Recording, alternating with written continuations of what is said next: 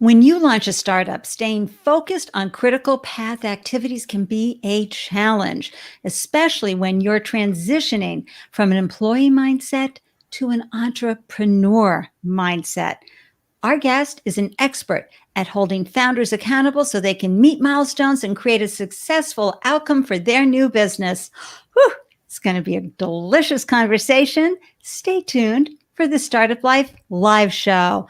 Let's glow.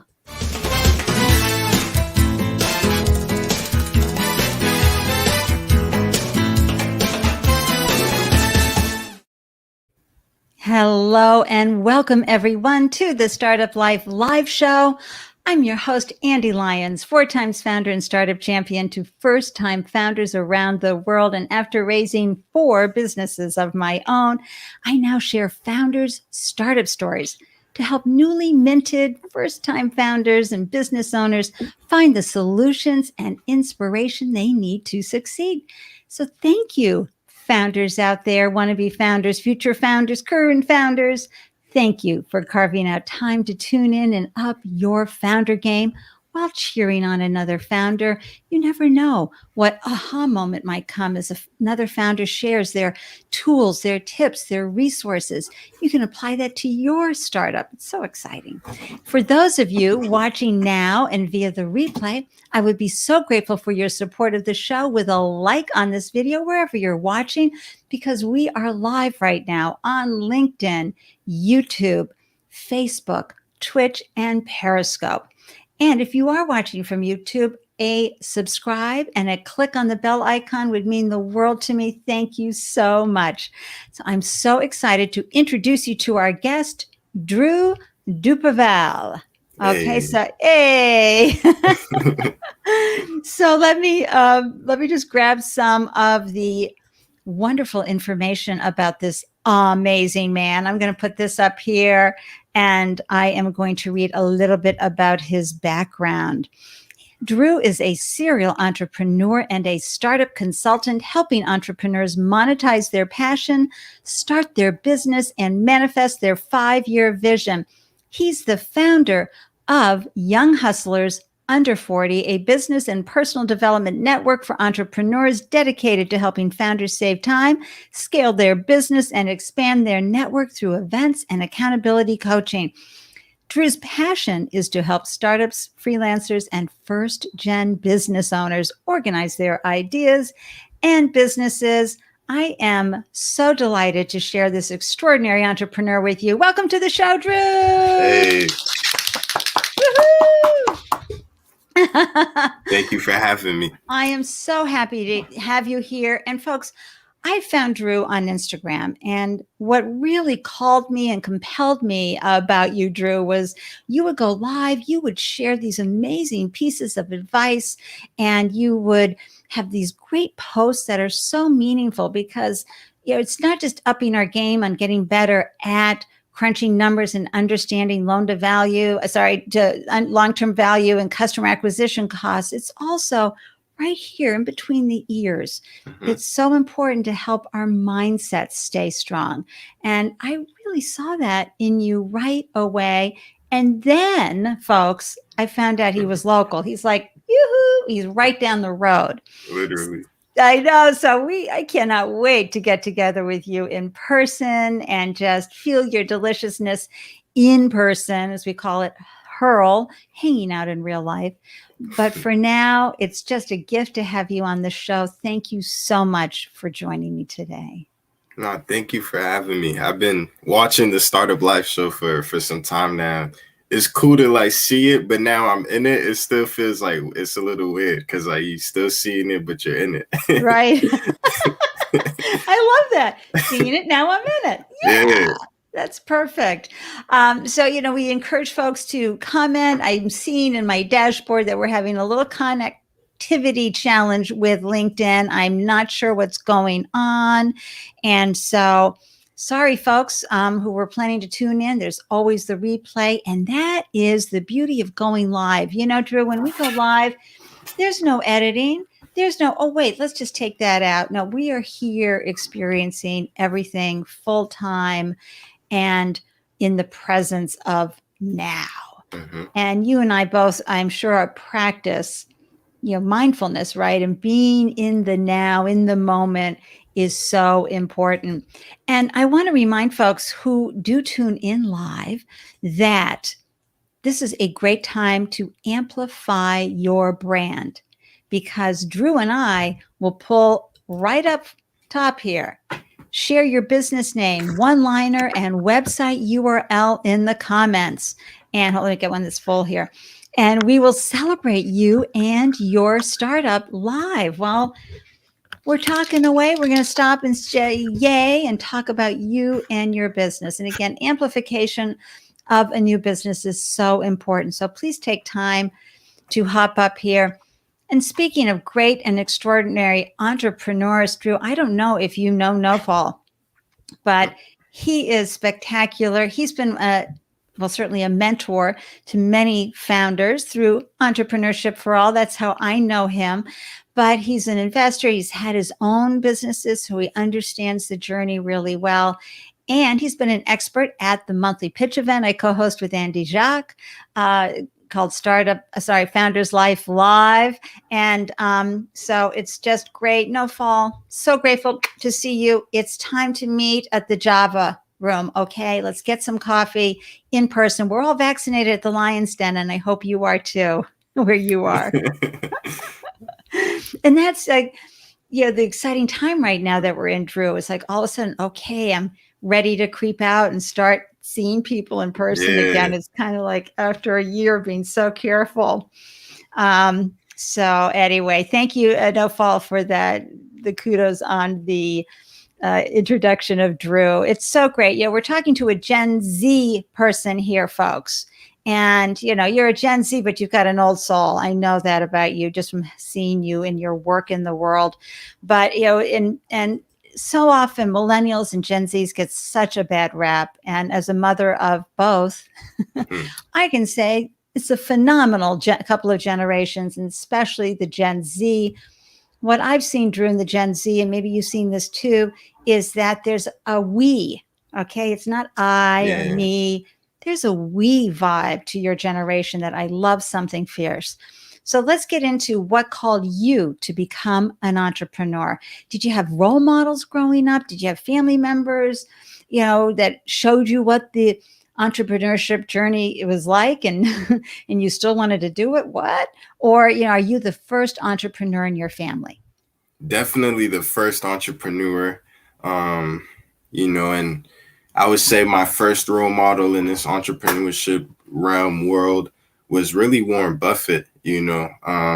Just seeing how he accumulated wealth, and he didn't really come from much. And, just seeing how he did that, and he did that through business acquisition, it always inspired me. So, wow, I didn't expect those words coming out of your mouth. Warren Buffett, he really, seriously, I might have thought, maybe Steve Jobs or Bezos or somebody, Elon Musk, but Warren Buffett. And you're absolutely right. So many gems, so many great mindset hacks we can grab from Warren. I'm going to say hi to Prepare for VC. Nothing says Friday like Startup Life Live. Prepare for VC. This is an extraordinary group right here in Boston, everybody. They support and can you let me know in the comment threads, because do you just do Greater Boston, New England, or are you nationally in helping founders prepare for venture capital, Prepare VC? Let me know. But they're a good group to know around here. So you're the first entrepreneur in your family. How did this journey get started? What were you doing? Where were you hanging out? What happened? And you said, I'm going to do this. I'm going to help people in this way. So, my story is, I don't know if it's unconventional, but it just happened, like I didn't go in saying like, oh, I want to start this business and do this. What happened was, for school, Salem State, I majored in bio. So I really wanted to go into medicine and go that realm and secure the bag for me personally. And my love for stocks, my love for investments and wealth was growing as I learned more about Warren Buffett and his journey, his process. And after taking my financial literacy class in high school.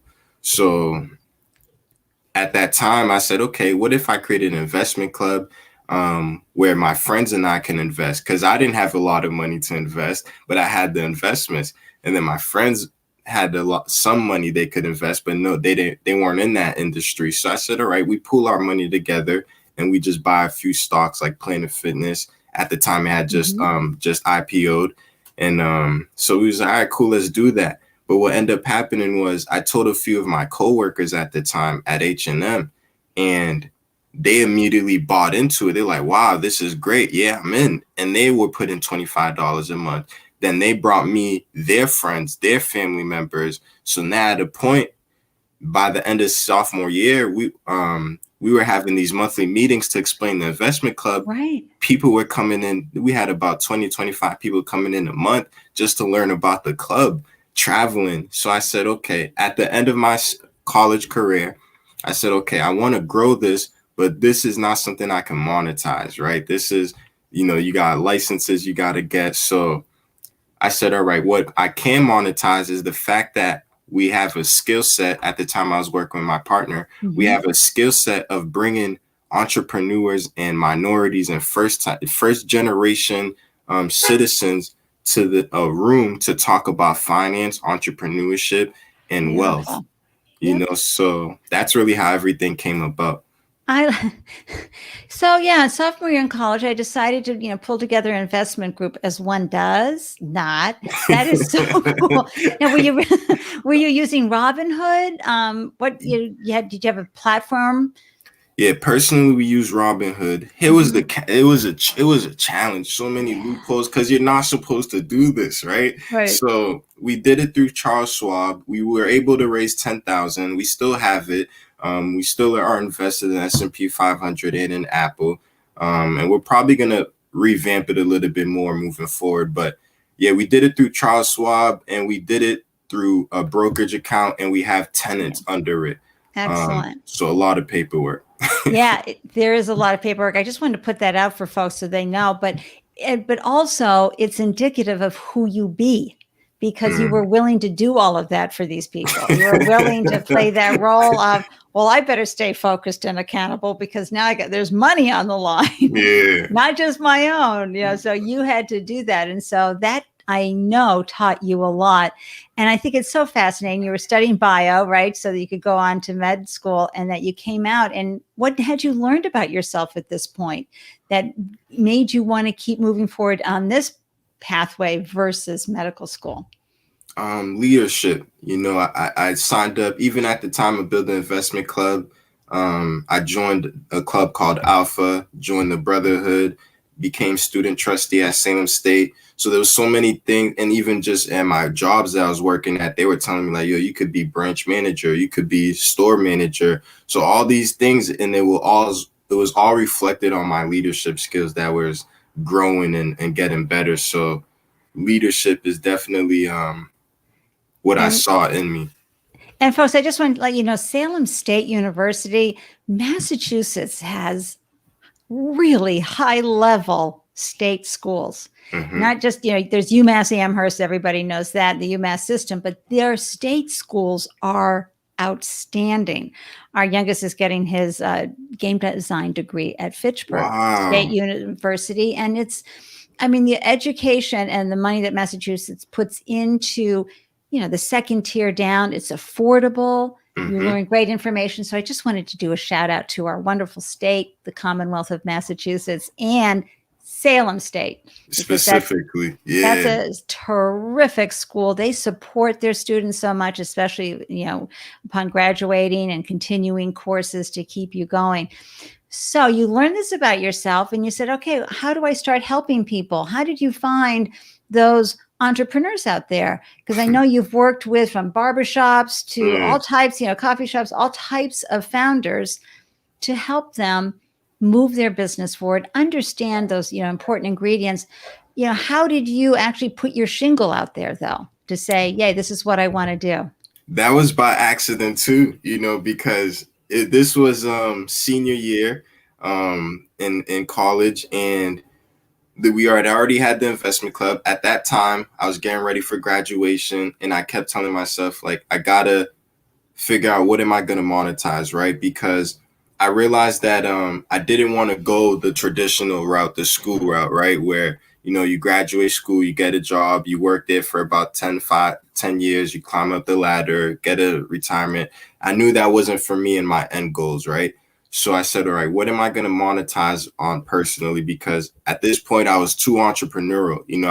I'm making procedures for investment club. I'm too deep into this with my mindset, right? So I was thinking financial advising, going in that route because of the Sure. stocks and investments, just investing for other people. Right. But I realized that I wouldn't have as much fun and freedom to do how I move.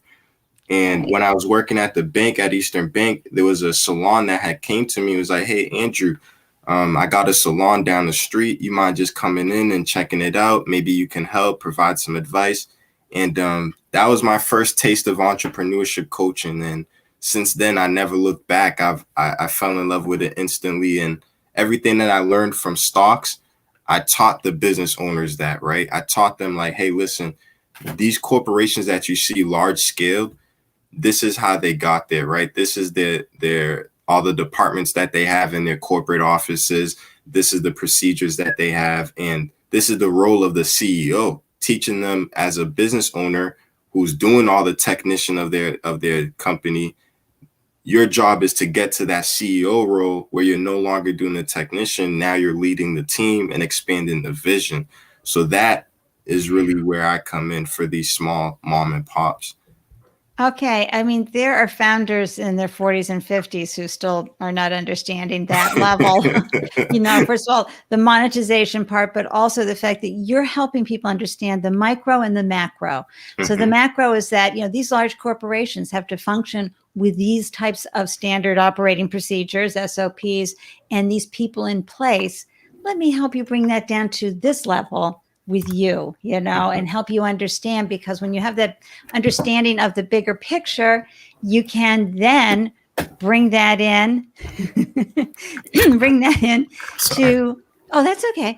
To help somebody who's running, even though it's a small outfit, they still have to have the same systems and procedures and be thinking about, how am I not going to just monetize this business, but how am I going to be profitable and sustainable year after year? So, Drew, you put up your shingle. We've got this. You put out, what you're doing, how you're going to help people. We've got your quarterly mastermind groups, because, that's a great way to monetize. How did you bring in your first customer? Because this is the most important thing. And those who watch the Startup Life Live show know that this is something I talk about all the time, because it's key to staying in business. And it's called, yeah, we're cheering that on, because this is where this is where the rubber hits the road, so to speak, folks. It's where we get a deeper understanding of what our customers want and how are we aligned with that. So how did you figure that out? Because you've spoken about monetization, and I really get your bigger picture, which is generating wealth, generational wealth, and helping people have a lifestyle that is not about struggle financially, right? It's about, building wealth and making good decisions. How did you have your first event? Did you set up your first mindset group, mastermind group? How did you bring in your first customer and prove to yourself that you could do this and you had something folks wanted? So as for Young Hustlers in 40, we don't have any customers yet. It's still in its beta form. Me personally, as a coach, referrals, had a lot of referrals, and I think all of them were referrals. Someone just said, "Hey, I got someone who can do a business plan for you. I got someone who can do a website for you. I got someone who can help you structure your business." And that's where I just came in. But with Young Hustlers in 40, what I will say though is, with this beta testing, so after I graduated and came with the idea that, okay, maybe I can monetize bringing first generation minorities together in a room to talk about these topics. How do I monetize this and grow it? So for all of 2018, me and my partner had an event every single month. We probably had 2 to 3 events, and they started off as meetups, right? They started off as meetings and at Starbucks, meetings at Panera Bread. Then they ended up to be workshops where we invite speakers to come talk about different topics in those industries. And then eventually by 2019, we had our first conference at the Logan Hotel in near Boston. And, that one was cool. It brought about like a good 40 to 50 people, but Nice. it wasn't what I wanted it to be, So that's when I reflected. But all those events, the people that were coming were giving us the feedback that we were looking for. Should we continue? Should we pivot? Where should we go? How do we monetize this? Who are we looking for? We're getting all that feedback until this point in time today, where now we're niched down with freelancers. We're niched down on the key things that they need. We niche down on the problems that they have. And now it's about providing those results with the beta members we have this year, getting those results, and then showcasing those results for Q4 and 2022 so people can see that and say, okay, I want those results for myself as a freelancer. So that's where we're at. And it's still going to be a test with the pricing. That's the last thing, right? Now, Right? does the pricing make sense with the market? So we're going to still have to find that out as well. I know. Pricing, folks, is so hard. A few episodes ago, we had the founder of Sophia Health, Riley Reese, on, and she gave some brilliant advice on pricing. So go back a few episodes and watch and listen to Riley Reese, because pricing is hard. And her advice, of course, was talking about, well, what are others charging and what can our people afford and where is that sweet spot and where do you want to do it? And, that takes time. And a lot of times, we bounce back and forth. But the beauty of what you're doing, and I hope other first time founders are following you and hearing what you're saying, which is getting that feedback, having events, getting that focus group, that beta group that's going to say, I don't like this, but I liked that. And this worked great, but not so much. And that's how you can niche down. That's how you can find where your sweet spot is. Because once you find that niche, right, Drew, you've got that nice little path that you've created, then you can start branching out, right? Then you can start going to other industries, categories, et cetera, for growing your business. I love that. And I just want to reflect for a second about why this is your North Star. And, right up there with the value prop, everybody, we have to have the reason why we're doing it. And making money is never enough of a reason. It definitely is not. You've got to want to be an owner. You've got to want to have a purpose and a passion. So as you were pulling all of this together, and now you're having events and you're starting to get the feedback, and you're still saying, you know what, I still want to do this, right? I still want to be in this to win it. What lit your heart up? Because that's what gets us out of bed every day, folks, when there's no reason to, because it can be so hard. Yeah, and I've had plenty of those moments where it was just like, why am I even doing this? I could just be. Sometimes there's times where I think like I could have just been an equity analyst on the portfolio team behind closed doors. Nobody knows me, and I'm making money, But I think what keeps getting me back into it is when we have our event, when I'm coaching an entrepreneur, when I'm getting that feedback from customers and feedback from partners, and they just speak life back into me. You know what I mean? So when you help people and you actually see the results, you just feel good, and I feel good, and it just makes me want to continue. I'm having a bit of a moment here, Drew. It's an Andy-licious moment.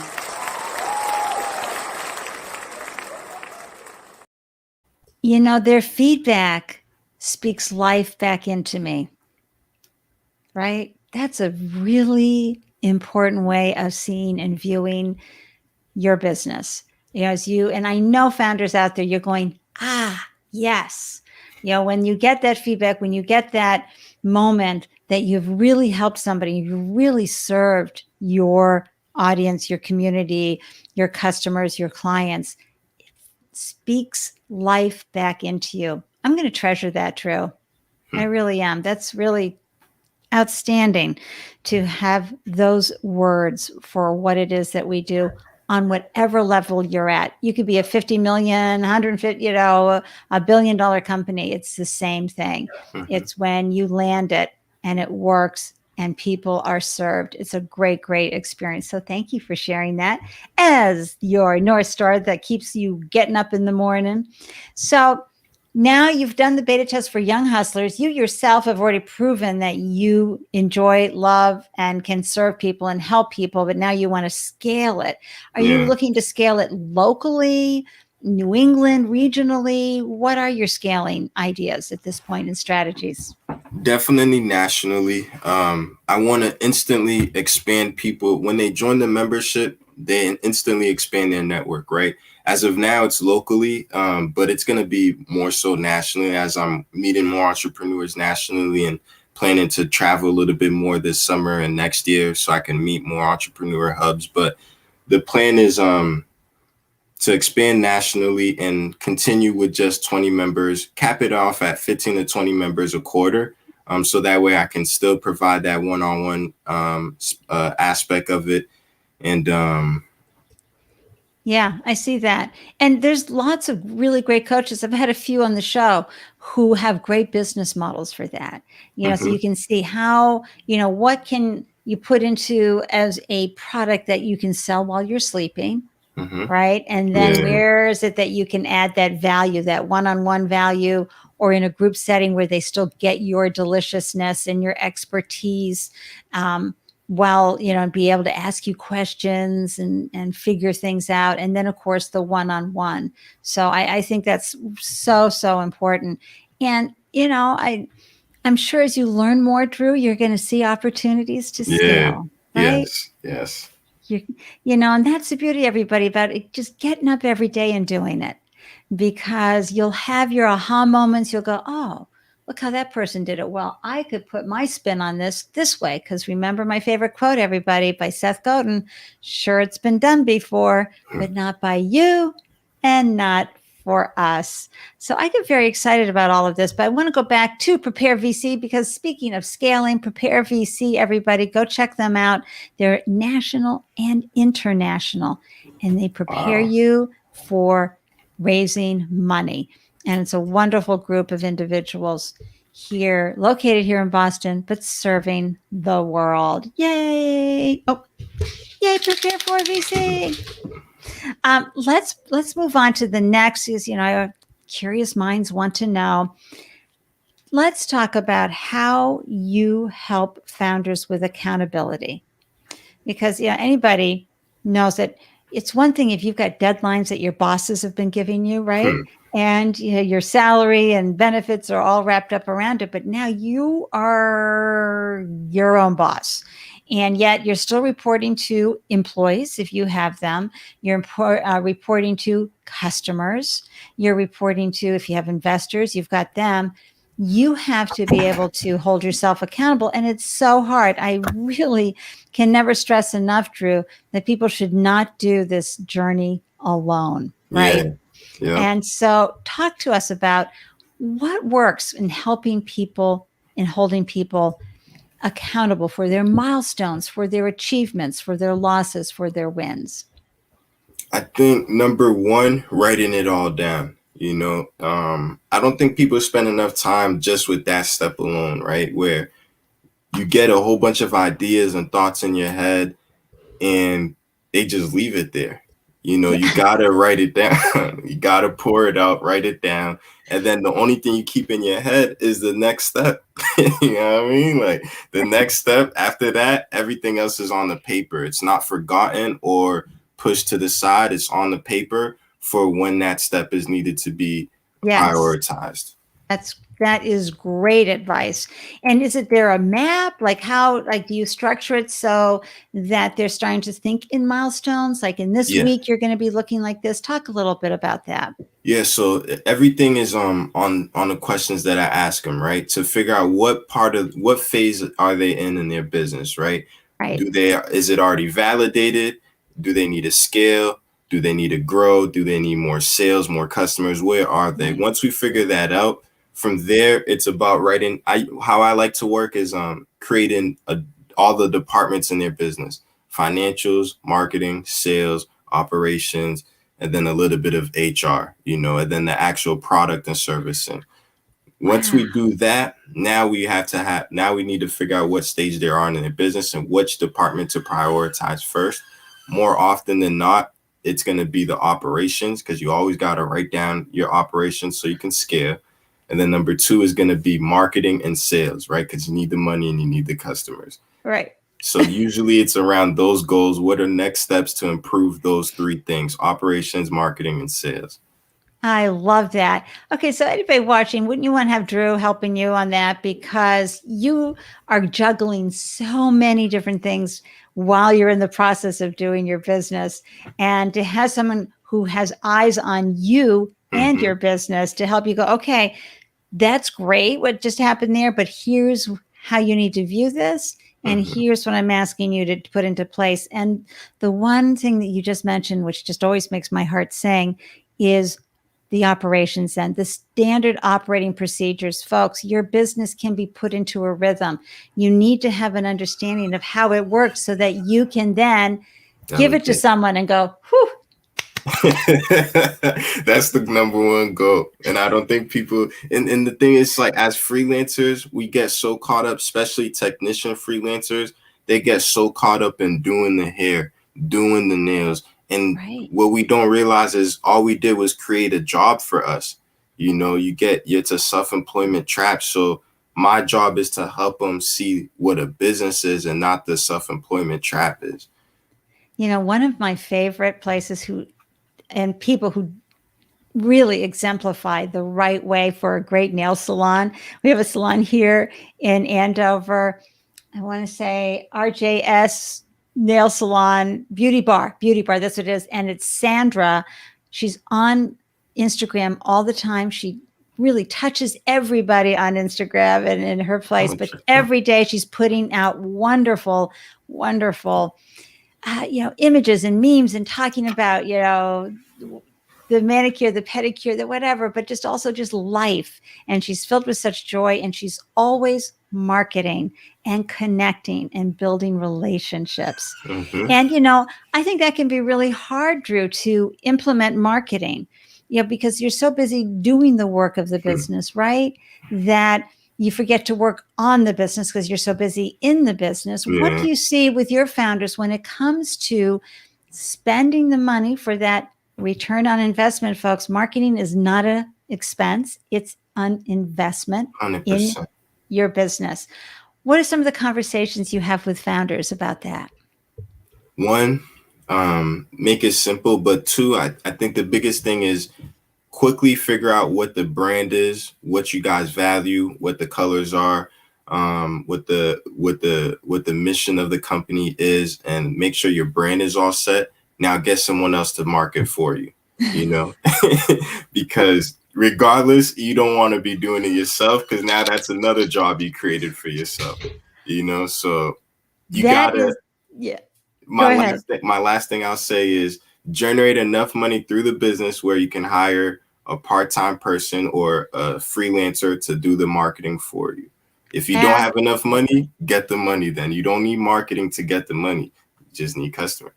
That's right. The customers, you get the money from the customers, and then you pull it together. And let me just recap what Drew said. That's so important. Your brand promise, that's the emotional connection you have with your customers. Okay.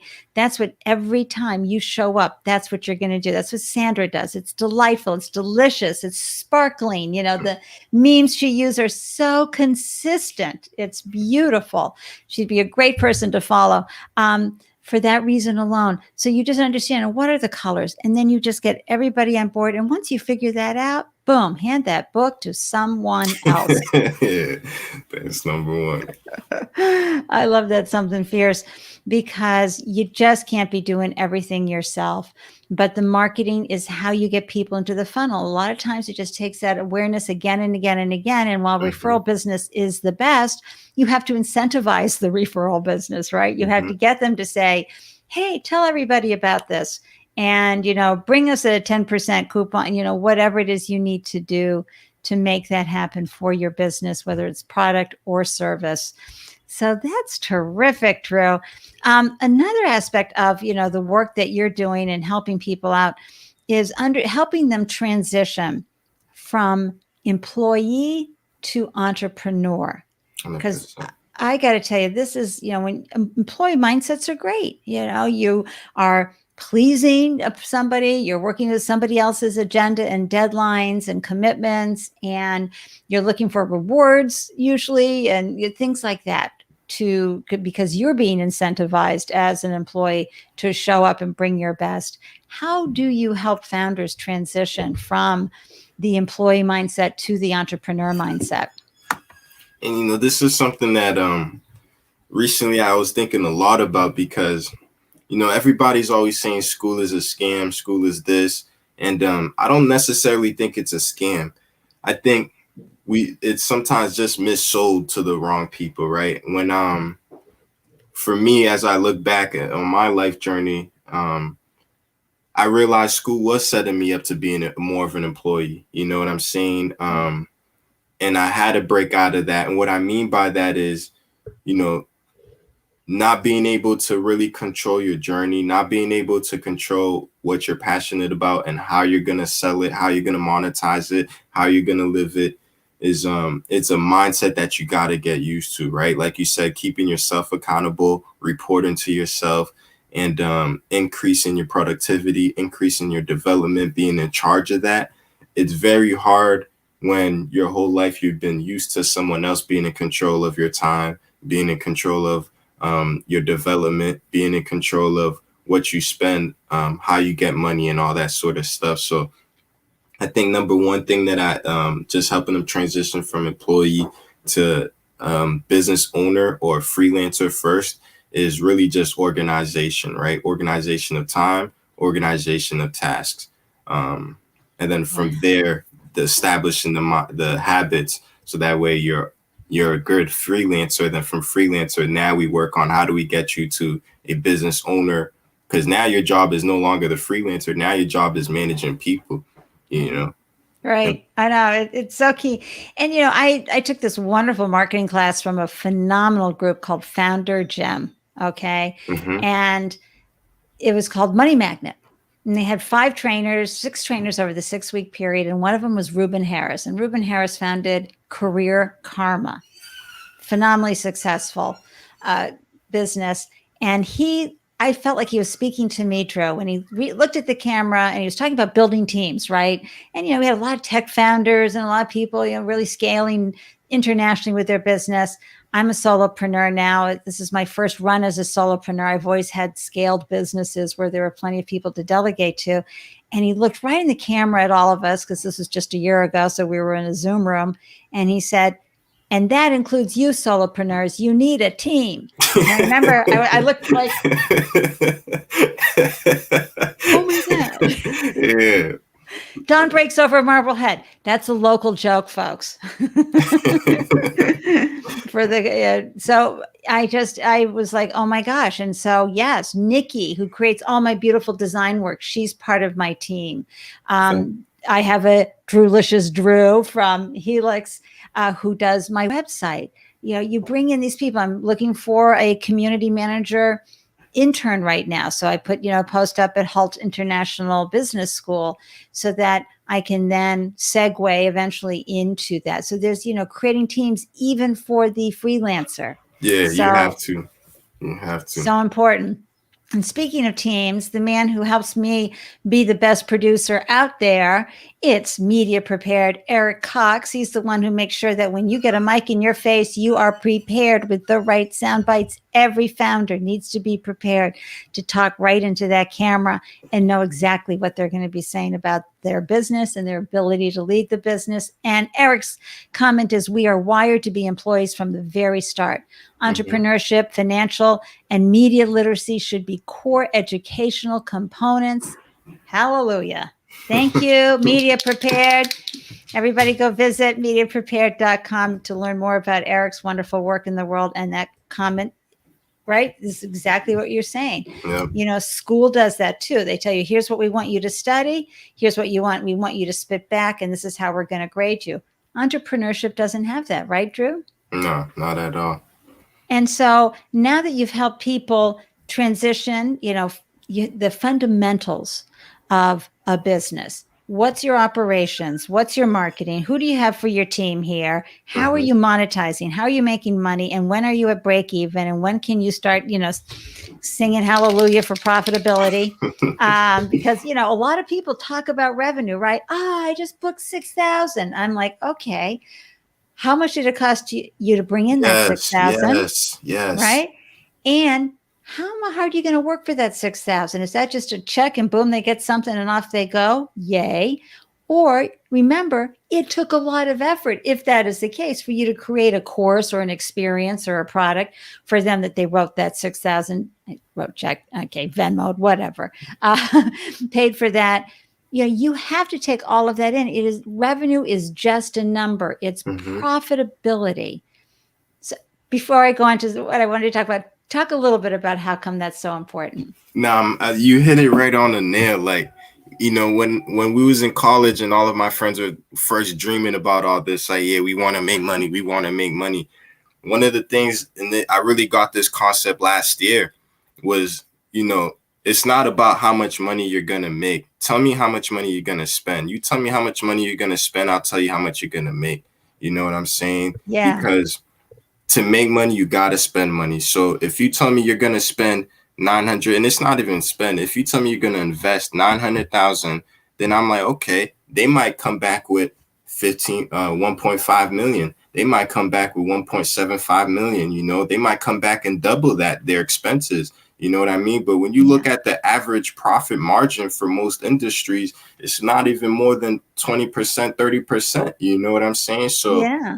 and you look at even the stocks, and I learned that from stocks, because most stocks, you go on the financials, you look at their profit margin, you're like, damn, some of these companies are negative. Like Amazon, you looking at, like Tesla, they're Yeah. negative. I know they didn't even have skinny margins. It was like zero. It's negative. So it costs money Oh, to make money, and we get caught up on that revenue top line instead of bottom line. right. Oh, I love that advice. And folks, I just want to remind you that this gentleman is a Gen Z. Okay. You hear how he's talking. He has done the work. He has upped his game. He is brilliant. He knows what he's talking about.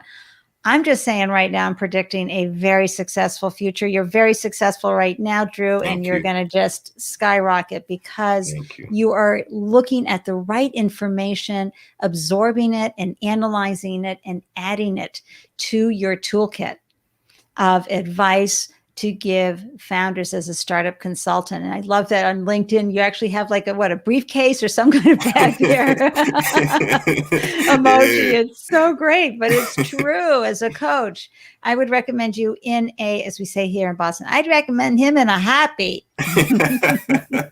I like to bring out the Boston accent. But anyway, yes, Eric, I agree. Seriously, great conversation today, especially for you first time founders, because Drew is really honing in on the facts of your business. You've got to spend money. At the end of the day, is that revenue going to give you profit that you can go, Mhm. okay, I'm going to put this back into the business, or I'm buying myself a boat? Yes. What are your plans for that profitability as well? Or I'm going to expand the business.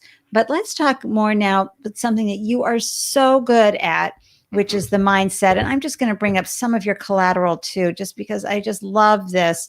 I brought this up earlier about join the quarterly mastermind group. This is so important.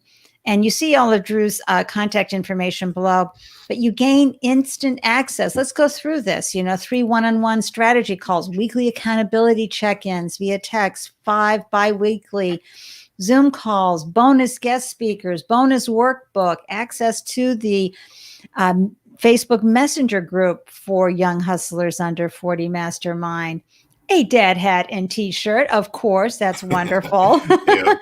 and more. So folks, this will all be, of course, in the replays here, but I think that is so important. But you also, I'm always reminded of, from my generation, baby boomer here, Jefferson Airplane's song about Alice in Wonderland, remember what the dormouse said, feed your head. And this is what you talk about all the time. You have some of my favorite books out there for people to read. How do you help founders feed their head so that they are keeping the right priorities in their life? Because sometimes people live and breathe their business so fully they forget they have relationships with people outside the business that need them and need their nurturing. Talk about how you do this, because this is one of the things that just captivated me about you when I found you on Instagram. So with the whole mastermind industry, right? As I dive in deep and figure out where it all is and what's being done, what's not being done, and all that sort of stuff. One of the things that I saw was there's typically a lot of business masterminds, and it's strictly focused on business, right? It's strictly focused on maybe getting referrals from the mastermind, or maybe it's strictly focused on learning from one entrepreneur that sits on top of the mastermind, and everybody's trying to duplicate that entrepreneur's process. So with Young Hustlers in the 40 and how we plan to differentiate and how we're differentiated now is it incorporates it's a business mastermind, but we incorporate a lot of, like you said, mindset development, right? So we have the book club, and the book club is open and public to everyone. But within the book club, we got 5 books. I got the next Bring them up. Here we go. The next 3 right here. Woo! And I purposely chose the 5 books to incorporate a different category of personal development, right? So personal finance, self-help, marketing, business development, and then the last one is leadership development, right? How do you properly lead a team? And we work heavy on the mindset and those sorts of things. Even in the group itself, each month we have the first month, which was May, we talked a lot about personal health and fitness, right? So, we talked about how do we gain weight, lose weight for whoever has goals around that. How do you can stay consistent with your exercising? And more importantly, how do you eat more healthy so that you have the energy to do all the things that you're doing? Second month, June, we talked about personal finance. We brought Tu to come speak, and he talked a lot about not only personal finance and protection, but more importantly, taxes, right? Business taxes. How are you writing off and getting that money back? That's where a lot of people are losing money. You pay them. You gotta pay taxes. I mean, again, there's just book 6K. Okay, peel off 20% for taxes and pay your estimated tax bill. Just saying. Yeah, that's a big one. That's so smart. Go ahead. I'm sorry. I know I interrupted you, but I just had to come in with that tax. Nah, you right. And that's something I tell people too, is like, you make 10,000, you got to give a mortgage to Uncle Sam, almost 2 mortgages up to Uncle Sam. But that's pretty much it, the book club. And so next quarter, actually, I'm bringing on Socrates, who's a leadership coach. He does a lot of he has his curriculum on leadership, and he calls it Socratic leadership workshops. So I'm bringing him on as another coach, and he's going to have a 3-part course that we're going to offer during the Q3 mastermind. So they're going to get everything that you saw with my one-on-one business strategy calls, plus his leadership coaching. So that way now we're even talking more about the mindset, and he's more of a special expert in that field. So he's really going to be bringing in all of that knowledge. And Drew, what has really hit home for you, for yourself, as you've over the last year and with your business on these books that you've read? Is there something that has stood out as a piece of advice that you could share here with the group from your book club that you would not have known if you hadn't had the book club? Wow, that's powerful. I'm happy you said that. I've probably read maybe like 6 or 7 books already this year. I had to slow down because I'm like, I'm reading too fast. I need to start applying this knowledge. That can happen. I think the one book that really changed my life for this year, it wasn't even in the book club. It was actually, I read it before the year started. I finished it right before the book club started, which was Awaken the Giant Within by Tony Robbins. Man, that book, it was a hefty book, but his knowledge around your habits, his knowledge around what motivates you to action, right? You know, your desires, trying to avoid pain and trying to get closer to pleasure. That right there really broke down to me like, okay, how do I instantly change something about me, whether it's my habit, a pattern, a mindset, a belief that is hurting me or not allowing me to grow. All those things, it allowed me to make that instant change because he believes you can change instantly, and he showed how you can do it. So that book really opened up my eyes a lot. It's the truth. And, for whatever you think about Tony Robbins, I've been following him since 1988. I know I'm old, and I actually took his business mastery class in 2015. I gave it to myself as a gift because cool. I wanted to, be in Vegas in that beautiful Cosmopolitan hotel there and for 5 days with other business owners, because you learn so much from the other business owners in the class. It's a hefty fee. But, the music and Tony, he just gets you up there and he has the zingers that help you really take a look at yourself. He's, and Gary Vee does this as well. Gary Vee is really good at stripping back. Where are you being entitled? Where are you not understanding what success looks like? Where are you, relying on your parents? Yeah. It's the same thing. It's just those really important questions to see how you are not stepping up your game. And you have to make that decision. Do I want to be that person?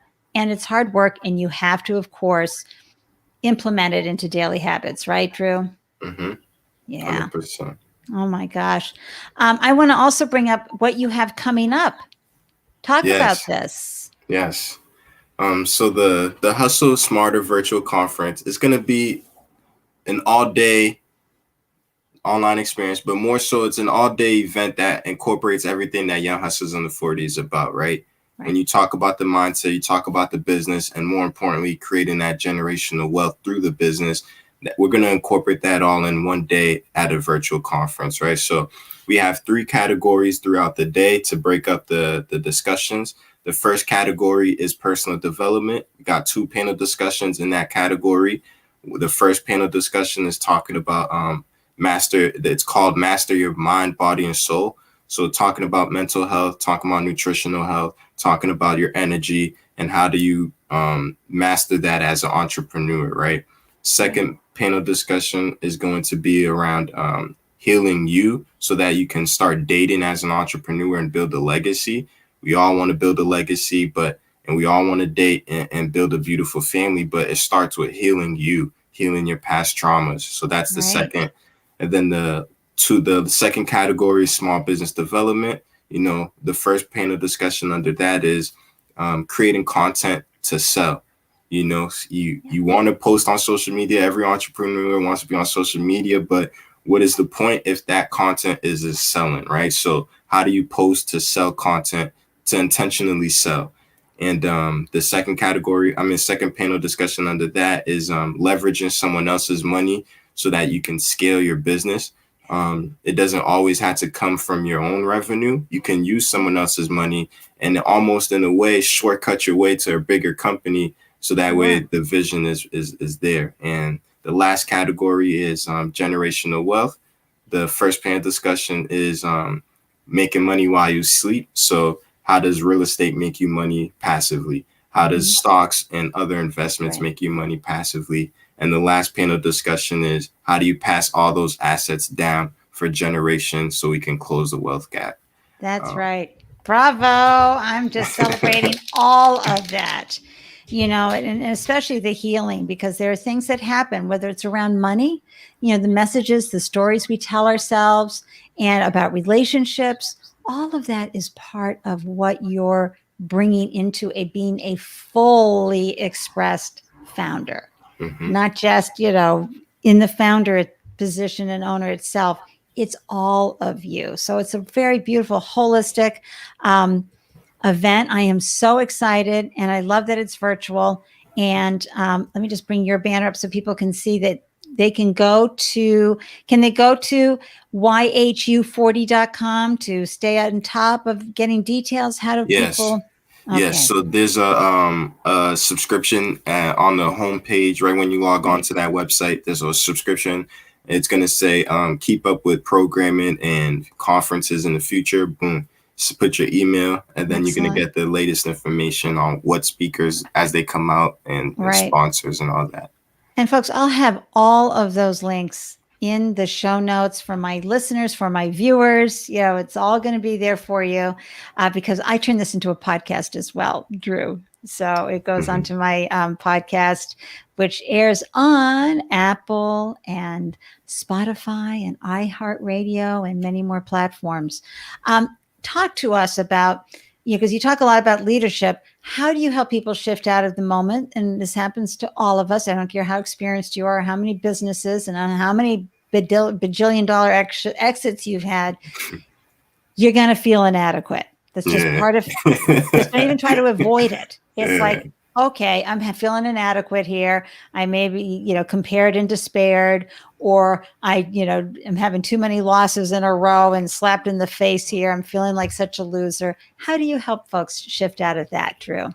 Yeah, and I gotta admit that it happens to me too. It definitely happens, and I think it goes back to, again, similar to what I talked about earlier, allowing the past clients, your current clients, to just speak life back into you and reinform you what you've done. Sometimes you may look at what you've done and say, oh, this is basic, I can do it in my sleep. And that's the whole point of why you're an expert.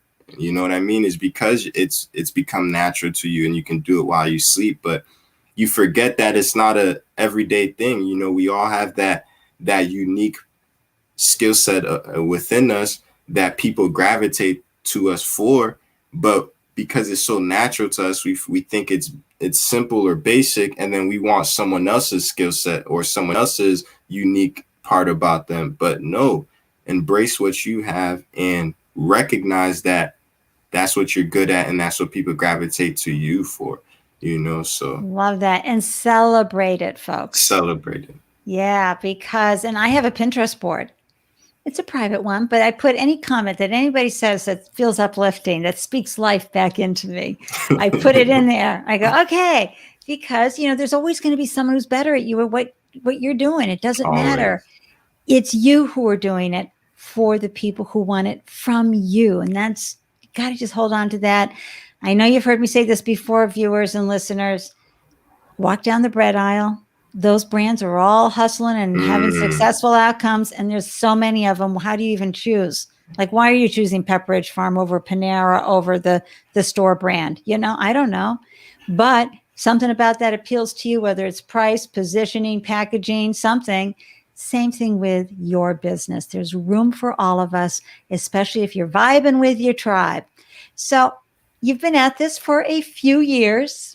You Gen Z, you from college and before you graduated from college. What has this journey taught you, both professionally and personally? This entrepreneurship journey is so powerful, folks. You never lose by launching a business. I don't care. You might lose a little money, a little time, but you're not going to lose on who you be. Talk a little bit about what you've learned from this journey so far, Drew. I think two quick things that come to mind is the first one is that it showed me that anywhere, no matter where I'm at, no matter where I'm, Jay-Z says it, he's like, put me anywhere in God's green earth and I'll triple my worth. And I really believe that about myself. I believe in entrepreneurship has shown me that you put me in any environment, I'm going to figure out not only how to make money in that environment, but more importantly, how to make impact in that environment. You know what I'm saying? So entrepreneurship has showed that about me personally, that, wow, I have a skill set at putting things together and creating impact immediately and impacting people's lives. But number two, this entrepreneurship journey really taught me what the world really is, right? How the world got to this point, how America was able to build America, how people were able to build all these organizations and systems and things that we have today. It was through this idea of entrepreneurship, right? Even I'm Haitian, so a lot of my people back in, maybe not somewhere right now today in Haiti, but, in third world countries, we forget that at the base of starting any country or at the base of early country development is entrepreneurship.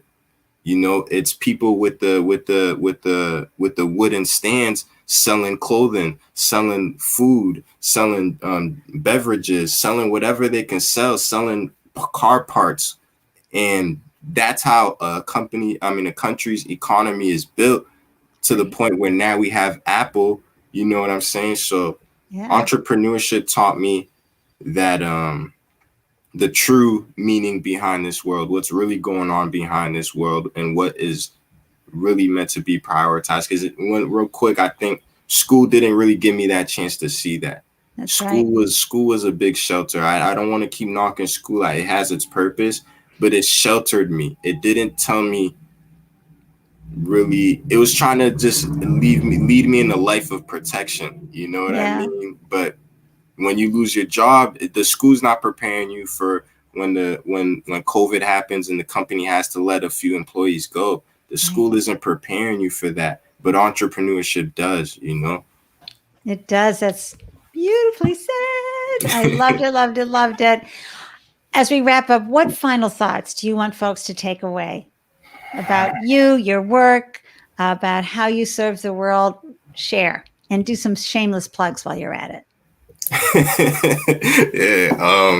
I would say the one thing that I want people to really get out of all of this is that we got to get this money. You know, I think too many people are shying away from the money. I shied away from it too, because I was afraid to go after the money. I thought I was gonna be looking bad, but no, you gotta get this money. And the reason why you gotta get this money is because you're able to do a lot for other people when you get the money. You know, all the things that we see that's going on that we don't like, we can change that, not only with money, but money can employ other people in your family. It can employ other people in your network. When you employ those people for the services that you want them to do, for the mission that you have, you're able to execute on that mission and really help the community, you know? So I think people got to start prioritizing getting the money and getting it passively too. Passive income is big. You don't want earned income, you want passive income. Yeah, Drew, I've been waiting the entire conversation for this moment, but I think you got to get the money is a really good.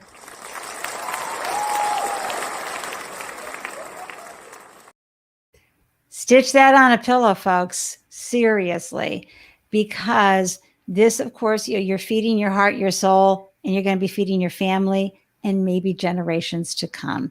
Build the wealth so you have independence to do what you want to do, to employ more people, to put it into impactful opportunities out in the world. I just want to say thank you so much for joining me for this incredible conversation. You took us to entrepreneurship school today, big time, and with a little church thrown in.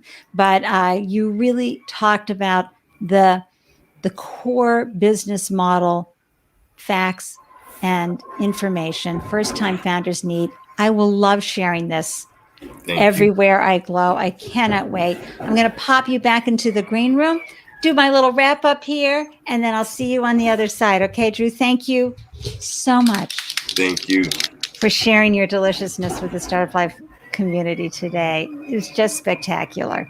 Thank you. All right, folks. I mean, that was just amazing. And thank you, No Fault. Thank you, Ande and Drew's No Fault. Great session, right? He really talked about the core fundamentals about entrepreneurship with his Drewlicious, his own unique way of being in the world, which you can see just from hearing Drew talk. He's very clear about the pathway he wants you to be going on for you and how he will work with you to bring out the best in you and your business and keep you on point on what's important. So I love that, love that, love that. I'm going to share with you who's coming on next. Oh my gosh. Let's see. Have I brought up? Oh no. Hang in there with me. Sometimes I am really, really organized and I have my flyer ready to glow. And right now I'm just stalling because I want to talk about who we're having on Tuesday, June 1st, right here. Let me just bring him up. Oopsie daisy, producing directing and hosting at the same time, multitasking. It's Kevin Yerusha. And Kevin, this is on Tuesday, June 1st at 12 p.m. EST. Kevin, we're chatting with him about the best growth marketing strategies to scale your e-commerce startup. This is where he's brilliant. Kevin is the founder of Voy Media, the Swiss Army knife of digital advertising, helping e-commerce brands grow at record speed and stand out in noisy spaces. I hope you can join me to meet Kevin and learn valuable tips and tricks on leveraging the latest marketing techniques and technologies to help your business stand out. Oh my gosh, it'll be a great time. I'm so grateful you tuned in today. And of course, I just have a few words of wisdom I want to share before I end the broadcast. And that is that you will remember these words of wisdom, which is that you're braver than you believe, and you're stronger than you seem, and you are definitely smarter than you think. And you can do this. You've got this. And I believe in you. Can't wait to see you next time. Thank you so much for tuning in. Mwah. Wishing you a delicious day and a great holiday weekend if you're here in the US. And I'll see you next time. Take care.